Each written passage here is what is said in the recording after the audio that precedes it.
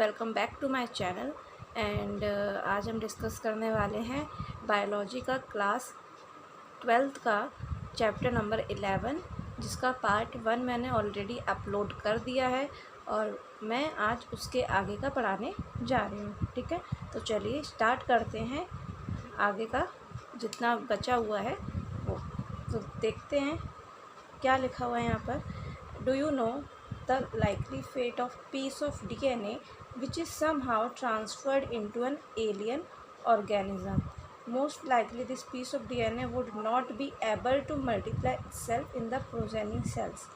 तो जैसा कि मैंने आपको पहले भी बताया था कि हम इसमें क्या इस बायोटेक्नोलॉजी प्रोसेस में क्या करते हैं, कोई भी फॉरेन जीन को हम लेके आते हैं, यानी कि जो भी हमारा इंटरेस्ट का जीन होता है उसको हम इंटरेस्ट वाले जीन को किसी भी वेक्टर के अंदर इंसर्ट करके और उसको होस्ट ऑर्गेनिज्म में डाल देते हैं, जिससे कि वो अपनी मल्टीपल कॉपीज़ बनाता है। लेकिन यहाँ पर क्या बोला गया है कि this piece of DNA would not be able to multiply itself. इसका मतलब ये है कि जो हमने डीएनए का पीस डाला है, जीन ऑफ इंटरेस्ट डाला है ना, वो अपने आप खुद से मल्टीप्लाई नहीं कर सकता है इन द प्रोजेनी सेल्स, यानी कि जो भी होस्ट सेल के अंदर हमने उसको डाला है उसके अंदर वो प्रोजेनी सेल्स जो भी होस्ट बनाएगा तो उसके अंदर वो खुद से मल्टीप्लाई नहीं कर सकता। But when it gets integrated into the genome, ठीक है, तो जब ये जो होस्ट ऑर्गेनिज्म जिसके अंदर हमने इसको डाला है उसके अंदर जब ये उसके ही जो जीनोम है उसमें जब ये इंटीग्रेट, यानी उसी में ही जब ये जाके मिक्स हो जाएगा, उसी में जाके मिल जाएगा, और जब उसके बाद क्या होगा ना कि वो जो जीनोम है होस्ट का जब वो रेप्लिकेट करेगा उसी के साथ साथ हमारा जो जीन ऑफ इंटरेस्ट है वो भी रेप्लिकेट करना स्टार्ट कर देगा, मल्टीप्लाई करेगा उसी होस्ट डीएनए के साथ में।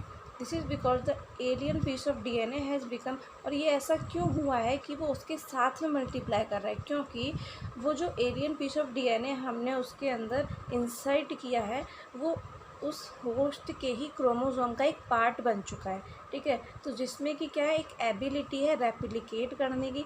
अब रेप्लिकेट करने की एबिलिटी क्यों है उसके अंदर, क्योंकि उस क्रोमोसोम में एक स्पेसिफिक डीएनए सीक्वेंस पाया जाएगा। ठीक है, स्पेसिफिक डीएनए सीक्वेंस जो उसमें पाया जाता है उसको हम कहते हैं ओरिजिन ऑफ रेप्लिकेशन। तो ओरिजिन ऑफ रेप्लिकेशन क्या है? ओरिजिन ऑफ रेप्लिकेशन जो है बेसिकली ये ऐसा रीजन होता है क्रोमोसोम में जो कि रिस्पॉन्सिबल होता है initiating the replication. That means that replication को स्टार्ट करने के लिए, उसको इनिशिएट करने के लिए ओरिजिन ऑफ रेप्लिकेशन की ज़रूरत पड़ती है। रेप्लिकेशन जैसे कि हम सभी को पता है कि डीएनए से ही जब डीएनए बनता है उस प्रोसेस को हम क्या कहते हैं? रेप्लिकेशन कहते हैं। So therefore for the multiplication of any alien piece of DNA in an organism it needs to be, तो वही सब लिखा है इसमें कि अगर एलियन पीस ऑफ डीएनए यानी कि जो फॉरेन जीन है हमारा, उसको अगर किसी भी ऑर्गेनिज्म के अंदर जाके रेप्लिकेट करना है ना, तो उसके ही क्रोमोसोम का उसको पहले पार्ट बनना पड़ेगा, जिसमें कि एक स्पेसिफिक सीक्वेंस पाया जाएगा जो कि ओरिजिन ऑफ रेप्लिकेशन, और उसी सीक्वेंस से ही रेप्लिकेशन होना स्टार्ट होता है। Thus an alien DNA is linked, तो वही सब बोला गया है कि एलियन डीएनए उससे लिंक्ड कर जाएगा और फिर वो रेप्लिकेट करेगा, मल्टीप्लाई करेगा होस्ट ऑर्गेनिज्म के अंदर, एंड वो जो मल्टीप्लिकेशन करेगा और अपनी मल्टीपल आइडेंटिकल यानी सारी ही एक जैसी प्रोजेनीज बनाएगा, कॉपीज़ को फॉर्म करेगा वो, तो उसी प्रोसेस को हम क्लोनिंग कहते हैं। ठीक है, उस प्रोसेस को क्या बोलेंगे? क्लोनिंग। तो देखते हैं इसके आगे क्या बोला गया है। The construction of the first recombinant DNA emerged from the possibility of linking a gene encoding antibiotic resistant with a native plasmid। तो जो सबसे पहला जो रिकम्बिनेंट डीएनए बनाया गया था उसमें क्या किया था, इसमें इन्होंने एक जीन लिया था जो कि जीन किसके लिए था, किसके लिए एनकोड कर रहा था, वो जीन था किस चीज़ का बेसिकली, तो वो था एंटीबायोटिक रेसिस्टेंट जीन था। ठीक है, किसी एक एंटीबायोटिक रेसिस्टेंट जीन लिया और उसको एक नेटिव प्लास्मिड के साथ में लिंक कर दिया। ठीक है, अब प्लास्मिड क्या होता है? प्लास्मिड जो है ये बैक्टीरियाज वगैरह में एक autonomously replicating circular extra chromosomal DNA होता है। ठीक है। तो बैक्टीरियाज वगैरह में क्या होता है, क्रोमोसोम तो होता ही होता है, उसके साथ में ये प्लाज्मिड भी प्रेजेंट होता है। तो उसी प्लाज्मिड में हमने अपना जीन ऑफ इंटरेस्ट को लिंक कर दिया। और प्लाज्मिड किसका लिया यहाँ पे, सैल्मोनेला टाइफीम्यूरियम का, ठीक है। तो यहाँ पे कुछ साइंटिस्ट थे जैसे कि Stanley Cohen and Herbert Boyer, इनका नाम इम्पॉर्टेंट है, Stanley Cohen and the Herbert Boyer. इन्होंने क्या किया था, एकम्प्लिश किया था इसको 1972 में by isolating the antibiotic resistant. इन्होंने 1972 में ये जो फर्स्ट मतलब जो रिकम्बिनेंट डीएनए जो बनाया था उसको 1972 में बनाया था।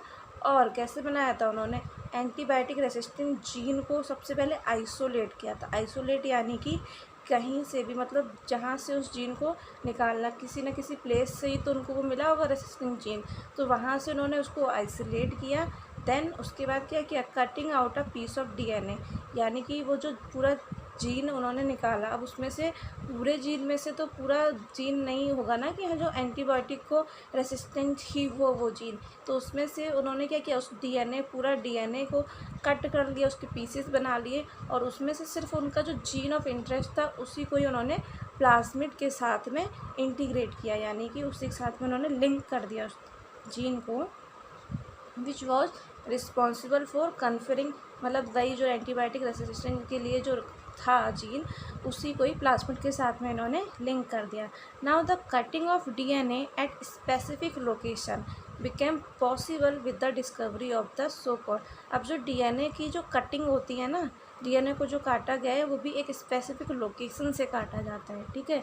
मैंने क्या बोला था, हमने जो पूरा जीन मतलब डीएनए को निकाला है, उसके बाद उसको कटिंग करेंगे, तो वो जो कटिंग की गई है वो एक स्पेसिफिक लोकेशन से की गई है, उस कटिंग को किया गया है। और वो जो कटिंग है वो कैसे पॉसिबल हो पाई है, वो कटिंग पॉसिबल हो पाई है जब डिस्कवरी हुई हमारी मॉलिक्यूलर सीजर।